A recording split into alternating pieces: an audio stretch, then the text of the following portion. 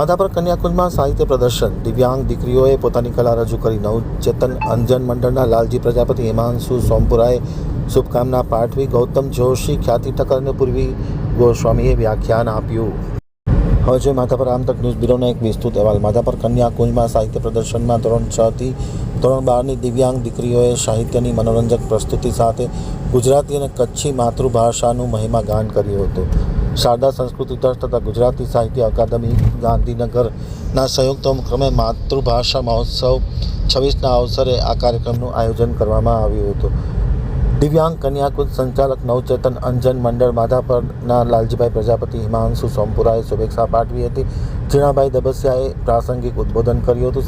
શારદા સંસ્કૃતિ ટ્રસ્ટના ઈલા ગોસ્વામી, અતિસ્થિતા અને રીમા ભાટિયાના સંચાલન આયોજિત આ કાર્યક્રમમાં કચ્છી સાહિત્યકાર ડૉક્ટર ગૌતમ જોશી, ખ્યાતિ ઠક્કર, પૂર્વી ગોસ્વામીએ માતૃભાષાનું ગુણગાન સાહિત્યની શબ્દોમાં કર્યું હતું.